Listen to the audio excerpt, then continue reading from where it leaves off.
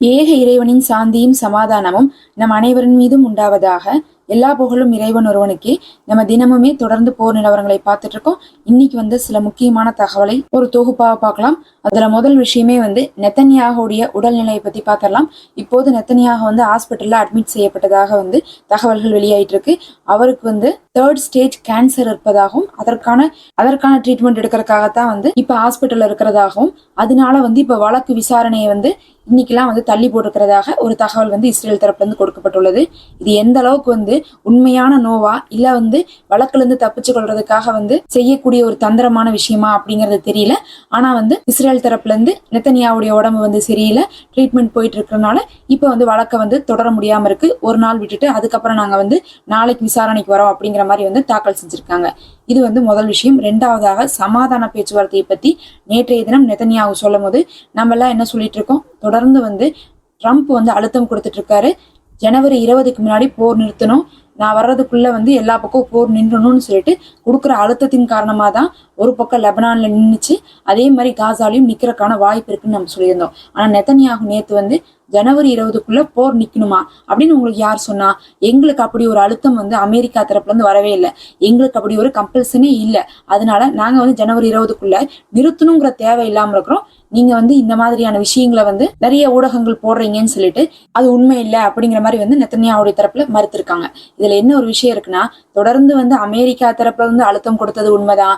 அதை பார்க்கும் போது பிரான்ஸ் ஆகட்டும், கத்தார் ஆகட்டும், எஜிப்ட் ஆகட்டும் எல்லாருமே சொல்லியிருந்தாங்க. சொல்ல முதல்லாம் பேசாம இருந்துட்டு ஒரு மாசம் பேச்சுவார்த்தை போது பக்கத்தால நெருங்கிருச்சு, அப்படியாச்சு இப்படியாச்சுன்னு சொல்லிட்டு தகவலை கொடுத்துக்கிட்டே இருந்துட்டு கடைசி நேரத்துல மறுக்கிறதுக்காக இப்படி ஒரு விஷயத்த சொல்லியிருக்காங்க. அப்படின்னா ஜனவரி 20க்குள்ள போர் நிற்கும் அப்படின்னு சொல்லிட்டு நம்ம நம்புற மாதிரி நிக்கிறதுக்கு வாய்ப்பு இல்லைங்கிறது தான் இது மூலமா தெரிய வருது. இதைதான் எதிர்கட்சி தலைவர் ஏற்கனவே சொல்லி அந்த லேபிட் அவர்கள் என்ன சொல்லியிருந்தாங்கன்னா, கடைசி நொடி வரையும் நெத்தன்யாகு வாய மூடி சும்மாவே இருப்பாரு. கடைசி நொடியில புதிய கொள்கைகளை எல்லாம் கொண்டு நிபந்தனைகள் எல்லாம் போட்டுட்டு எனக்கு நிறுத்துறதுக்கு வாய்ப்பே இல்லை, எனக்கு விருப்பமே இல்லைன்னு சொல்லிட்டு முடிப்பாங்கன்ட்டு. இப்ப கடைசியா நெத்தன்யாகு எனக்கு நிறுத்தணுங்கிற அவசியமே இல்லை, அப்படி ஒரு அழுத்தம் எனக்கு அமெரிக்கால இருந்து வரவே கிடையாது, அதனால நாங்க என்ன பண்ணுவோம், யுத்தத்தை தொடர்ந்துதான் செய்ய போறோம் அப்படிங்கிற மாதிரி நெத்தன்யாவுடைய தரப்புல இருந்து நேற்று ஒரு அறிவிப்பு வந்திருக்குது. அப்ப காசாவுடைய போர் நிறுத்த பேச்சுவார்த்தை மறுபடியும் தள்ளிதான் போக போகுது. இப்ப காசாக்குள்ள என்ன நடந்திருக்குன்னு பார்த்தோம்னா, நேற்றைய தினமும் கடுமையாக கமால் ரத்வான் மருத்துவமனையை அழிச்சிருந்தாங்களா, இப்ப அல் அஹ்லி மருத்துவமனை, வஃபா மருத்துவமனைன்னு சொல்லிட்டு அந்த 2 மருத்துவமனையை குறி வச்சிட்டு இருக்காங்க. 28 மருத்துவமனையில எல்லாத்தையும் அழிச்சு போட்டு மீதம் இருக்கக்கூடியதே ஒரு 5 மருத்துவமனை தான். அந்த 5 மருத்துவமனையை அழிக்கிறதுக்கான வேலையை தான் ஈடுபட்டு இருக்காங்க. எப்ப இவங்க அழிச்சாலும் அங்க போராளிகள் இருந்தாங்கன்னு சொல்லுவாங்க. ஆனா நேத்து சொன்ன போது கமால் ரத்வான் மருத்துவமனையில போராளிகள் இருந்தாங்க, அதனாலதான் நாங்க அழிச்சோம் அப்படின்னு சொன்னப்ப யாருமே அங்க சர்வதேசத்திலே நம்பல. ஏன்னா இதை தானே நீங்க ஒவ்வொரு தடவையும் பொய்யா சொல்லிட்டு இருக்கீங்க. அங்கிருந்து வரக்கூடிய வீடியோக்கள்லாம் பார்த்தாவே தெரியுது, நீங்க அங்க என்ன பண்ணிட்டு இருக்கீங்க, மருத்துவமனை கூட இருக்கக்கூடாதுங்கிறதுக்காக அழிக்கணுங்கிற நோக்கத்துலதான் அழிச்சிருக்கீங்கன்னு சொல்லிட்டு சர்வதேசமே அதை நம்பாம தான் இருந்துட்டு இருக்காங்க. அதே நேரத்துல நேத்து நிறைய வீடியோக்கள் கமால் ரத்வான் மருத்துவமனையில இருந்து வந்துருந்துச்சு. அதுல ரொம்ப ஒரு முக்கியமான வீடியோன்னு பார்க்கும்போது, கடைசியாக கமால் ரத்வான் மருத்துவமனையில இருந்து மருத்துவர் வெளியே போறார். அந்த மருத்துவருடைய பேர் அபு சஃபியா அப்படிங்கக்கூடியவர். அவரு தான் பார்த்தா அந்த மருத்துவமனையவே கட்டி எழுப்பியிருக்காருன்னு சொல்லணும். இந்த போர் ஆரம்பிச்சதுல இருந்து மருத்துவமனையை இழுத்து மூடுங்க, அங்கிருந்து வெளியே போங்கன்னு சொன்னாலும் யாங்கெல்லாம் வெளியே போக மாட்டோம், நான் இதை நிர்வகிக்கிறேன்னு சொல்லிட்டு அதை என்ன பண்ணிருக்காங்க, 1.25 வருஷமா இப்ப ரன் பண்ணிட்டு இருக்கிறது இந்த அபு சஃபியா அப்படின்னு சொல்லக்கூடியவர் தான். அவரு தான் அங்க மூத்த மருத்துவராகவும் இருக்காரு, குழந்தைகள் ஸ்பெஷலிஸ்ட். அவர் பல வருஷமாக தொன்றாட்டி கொண்டிருக்காரு. அவருடைய குழந்தைகள் குடும்பம்னு சொல்லிட்டு எல்லாரையுமே இஸ்ரேல் இலக்கு வச்சிருக்கு. அவருடைய மகன் ஹாஸ்பிட்டலுடைய வாசல்லே கமால் ரத்வான் மருத்துவமனையில இறந்து போன காட்சிகளை பார்த்து அவர் ஜனாசா தொழுக வச்சு அழுகக்கூடிய வீடியோக்கள்லாம் ரொம்ப வைரலா போயிருந்துச்சு. அப்பவே அவர் என்ன சொன்னார்னா, எனக்கு என் குடும்பத்தை விட எனக்கு என் மக்கள் தான் முக்கியம். என்னைய சொன்னாங்க இந்த ஹாஸ்பிட்டலை விட்டு போங்கன்ட்டு, நான் போயிருந்தேன்னா என் குடும்பம் நல்லா இருந்திருக்கும். ஆனா எனக்கு என் குடும்பத்துடைய ரத்தம் என்னுடைய ரத்தம் அப்படிங்கிறதும் என்னுடைய மக்களுடைய ரத்தத்தை விட சிறந்தது கிடையாது. எனக்கு அவர்களுக்காகத்தான் நான் படிச்சேன், அவர்களுக்கு நான் சேவை ஆற்றுக்கு தான் வந்தேன். அதனால நான் இல்லாட்டினாலும் சரி, என் குடும்பம் இல்லாட்டினாலும் சரி, எங்களால முடிந்த அளவுக்கு நாங்க அந்த மக்களுக்கு மருத்துவ பணியை செய்வோம், அதுவும் இந்த நேரத்துல நாங்க விட்டுட்டு போக மாட்டோம்னு சொல்லிட்டு தான் கமால் ரத்வான் மருத்துவமனை இத்தனை நாளா அவர் ரன் பண்ணிட்டு இருந்தாரு. அவர் மேலேயும் தாக்குதல் நடத்தப்பட்டு 3 நாட்கள் அவர் வந்து ட்ரீட்மெண்ட்ல இருந்து 3வது நாள் வந்து அந்த காலில் அடிப்பட்டதோட நொண்டி நொண்டி வந்து அவர் ட்ரீட்மெண்ட் கொடுத்தக்கூடிய காட்சிகள்லாம் நம்ம ஒரு மாசத்துக்கு முன்னாடியே பார்த்திருப்போம். அந்த அளவுக்கு வந்து விடாப்பிடியாக இருந்தவர் தான் அபு சபியா அவர்கள். அவர்னாலதான் அந்த கமால் ரத்வான் மருத்துவமனையே இருக்குது அப்படின்னு சொல்லலாம். அதனால அப்படிப்பட்ட மனிதர் இப்ப வந்து அந்த கமால் ரத்வான் மருத்துவமனையில இருந்து வெளியே வந்து அனுப்பப்பட்டாரு. அனுப்பப்பட்ட கையோட கைது செஞ்சுட்டு போயிருக்காங்க. இப்ப கைது செஞ்சுட்டு போனவருக்கு என்ன ஆச்சு அப்படிங்கக்கூடிய தகவல் தெரியாம இருக்கு. அதை இன்னைக்கு அம்னாஸ்டி தொண்டு நிறுவனம் வந்து முறையிட்டு இருக்காங்க. எப்படி நீங்க வந்து அவரை நீங்க கைது செய்யலாம், அவரை வந்து நீங்க எப்படி வந்து போராளிகளுடைய தலைவராக இருக்கிறாரு, அவருக்கும் அவங்களுக்கு ஒரு கனெக்ஷன் இருக்குன்னு சொல்லலாம்னு சொல்லிட்டு இன்னைக்கு அவங்க சைட்ல இருந்து வந்து மனு தாக்கல் பண்ணிருக்காங்க.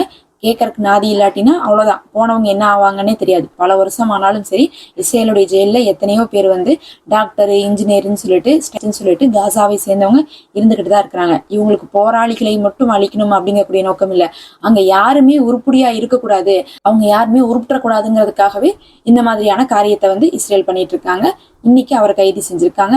அவரை இன்னைக்கு காசா மக்கள்லாம் ஹீரோவா நினைச்சிட்டு இருக்காங்க. அதே மாதிரி இப்ப இன்னும் 2 மருத்துவமனையுமே வந்து இதே மாதிரி பண்றதுக்காகத்தான் அல்லஹ்லியும் வஃபா மருத்துவமனையுமே தேர்ந்தெடுத்து அங்கேயும் தாக்குதல் பண்ணிட்டு இருக்காங்க. இந்த நிலைமையில போராளிகள் என்ன பண்றாங்கன்னு பார்க்கும்போது, நம்ம நேற்றைய தினம் என்ன சொல்லியிருந்தோம்னா, காசால இருந்து நார்த் காசால இருந்து இஸ்ரேல் மேல வந்து என்ன பண்ணியிருந்தாங்க, லாங் ரேஞ்ச் மிசைல் ஏவி இருந்தாங்கன்னு சொன்னோம். ஆனா இன்னைக்கு வந்து பார்க்கும்போது நிறைய ட்ரோன் அட்டாக் பண்ணியிருக்காங்க. ட்ரோன் அட்டாக்னா ஆள் இல்லாத விமானங்களை கொண்டு என்ன பண்ணியிருக்காங்க, தாக்கியிருக்காங்க. பெரிய பாதிப்பு வந்து ட்ரோன் அட்டாக் கொடுக்காது. ஏதாவது ஒரு இடத்துல குறிப்பிட்ட இடத்துல விழுகுதுன்னா அந்த இடத்துல மட்டும் தான் சேதம் கொடுக்கும். ஆனா தொடர்ச்சியா என்ன பண்ணுவாங்கன்னா, ட்ரோன் அட்டாக்னா 40, 50 அந்த மாதிரி வந்து ஏவக்கூடிய அளவுக்கு வந்து அவங்க ஆயுதம் வச்சிருப்பாங்க. அதனால வந்து நிறைய ட்ரோன் அட்டாக் வந்து காசால இருந்து இஸ்ரேலை நோக்கி தாக்கியிருக்காங்க. இதே நேரத்துல 3 பேரை ஸ்னைப்பர் ஷாட்ல வந்து காசாக்குள்ளேயே வந்து அழிச்சிருக்காங்க. அது இல்லாம 2 மெர்குவாக்களையும் அழிச்சிருக்காங்க. அதுக்குள்ள 3 பேர் இறந்திருக்காங்கன்னு சொல்லிட்டு நேத்து காசாக்குள்ள தாக்குதலும் வந்து ஒரு பக்கம் போய் கொண்டுதான் இருக்குது. அப்படியே வந்து மறுபக்கம் வந்து பார்த்தா இதே வேலையை ஏமனும் செஞ்சுட்டு இருக்காங்க. ஏமன் என்ன பண்ணிட்டு இருக்காங்கன்னா, தொடர்ந்து ஒரு வாரமாக இஸ்ரேல் மேல தாக்குதல் செய்துட்டு இருந்தாங்க. நேற்றைய தினம் என்ன பண்ணிருக்காங்கன்னு பார்க்கும்போது, மீண்டும் பாலஸ்தீன் 2 அப்படின்னு சொல்லக்கூடிய ஒரு ஹைப்பர்சோனிக் ஏவுகணையை வந்து ஏவி இருக்காங்க. அது வந்து எந்த இடத்துக்கு ஏவி இருக்காங்கன்னு பார்க்கும்போது, நெகா பாலைவனத்துல இருக்கக்கூடிய நெவாட்டிம் ஏர்பேஸுக்கு தான் ஏவி இருக்காங்க. அது வந்து பாத்தீங்கன்னா இஸ்ரேல்லே வச்சு ரொம்ப முக்கியமான ஒரு ஏர்பேஸ். அங்கிருந்து தான் என்ன பண்ணுவாங்கன்னா, இந்த தாக்குறதுக்கான F-35 விமானங்கள்லாம் வந்து வச்சிருப்பாங்க. அங்கிருந்து தான் அது ரன் ஆகி காசாக்குள்ள, லெபனானுக்குள்ள எல்லா பக்கமுமே தாக்குதல் நடத்துது. அதனால அந்த விமானங்களை அழிச்சிட்டாவே போதுங்கிறனால அந்த நெவாட்டிம் ஏர்பேஸ்க்கே வந்து என்ன பண்ணியிருக்காங்க, தாக்குதல் நடத்தியிருக்காங்க. இதே வேலையை ஈரானும் பண்ணியிருந்தாங்க. அப்ப 22 விமானங்கள் வந்து அழிக்கப்பட்டிருந்துச்சுன்னா நம்ம வந்து புகைப்படங்கள் மூலமாக பார்த்திருப்போம். இன்னைக்கு அப்படியும் வந்து அழிச்சு அதுவும் வெற்றிகரமா முடிஞ்சிருக்குன்னு சொல்லியிருக்காங்க. அதோட சேர்ந்து முக்கியமாக ஏமனுக்குள்ள இவர்களை தாக்க வந்த, ஏமனையே தாக்க வந்து அங்க இருக்கக்கூடிய போராளிகளை தாக்க வந்த MQ-9 ட்ரோனை வந்து என்ன பண்ணியிருக்காங்க, சுட்டு வீழ்த்திருக்காங்க. இதோட இது வந்து 13வது ட்ரோன் சொல்லலாம். தொடர்ந்து வந்து MQ-9 ட்ரோன் அப்படிங்கிறதுலாம் $23 மில்லியன் வந்து அதிகமானது. அதெல்லாம் வந்து இந்தியாவுக்கே வந்து என்ன பண்ணியிருந்தாங்கன்னா, அமெரிக்கா வந்து டீல் போட்டு வச்சிருந்தாங்க. நாங்க உங்களுக்கு கொடுக்குறோம், இது நாங்க யாருக்குமே கொடுக்கல, இஸ்ரேலுக்கு மட்டும் தான் கொடுத்துருக்கோம், பாருங்க இது நம்பர் 1 ப்ராடக்ட்னு சொல்லிட்டு டீல் போட்டு வச்சிருந்தாங்க. அப்படிப்பட்ட ப்ராடக்ட் தான் இப்ப இஸ்ரேல் வந்து என்ன பண்ணிருக்காங்க, லெபனான்லயும் கொண்டு போய் விட்டு அங்க நிறைய வந்து அவங்க சுட்டு வீழ்த்தினாங்க. இப்ப வந்து ஏமன்ல 12 சுட்டு வீழ்த்தின நிலைமையில இன்னைக்கு ஒண்ணு சேர்த்து 13வதா சுட்டு வீழ்த்திருக்காங்க. 23 மில்லியனும் வந்து ஒரே நேரத்துல வந்து என்ன ஆயிடுச்சுன்னா பாலா போயிருக்குன்னு தான் சொல்லணும். விழுந்து உடஞ்சு கிடக்கிறதெல்லாம் பார்த்தா அதை எடுத்துட்டு போனா காயலாங்கடை கூட போட முடியாது. வெறும் குப்பையா தான் இருக்குதோ தவிர எதுவுமே வந்து ஒரு முழுசா வந்து இல்ல. அதை பார்த்தாவே அது வந்து ட்ரோன் அப்படின்னு சொல்லி நம்ம கண்டுபிடிக்க கூட முடியாது. அந்த மாதிரி வந்து என்ன பண்ணிருக்காங்க, நேற்று தாக்கியிருக்காங்க. அப்போ ஒரு ட்ரோனையும் தாக்கியிருக்காங்க. அதே நேரத்துல F-35 போர் விமானத்துக்கே வந்து என்ன பண்ணிருக்காங்க, அந்த நெவாட்டிம் ஏர்பேஸ்க்கே வந்து தாக்கியிருக்காங்க. இதெல்லாம் வந்து நேற்று ஏமன்ல இருந்து செஞ்சிருக்காங்க. அதே நேரத்துல லெபனான்ல என்ன பண்ணிட்டு இருக்காங்கன்னு பார்க்கும்போது, அவங்க இன்னுமே வந்து அந்த சமாதானத்தை வந்து கடைபிடித்துட்டு தான் இருக்கிறாங்க. தொடர்ந்து வந்து லெபனானுக்குள்ளேயும் இஸ்ரேல் வந்து அத்துமீறின காரியத்தை பண்றாங்க, சந்தேகமே கிடையாது. அங்கேயும் நிறைய பிரச்சனைகள் போயிட்டு இருக்கு. ஆனாலும் அவங்க வந்து இந்த போர் நிறுத்த ஒப்பந்தத்தை வந்து முடிச்சு கொள்ளாம தான் இருந்துட்டு இருக்காங்க.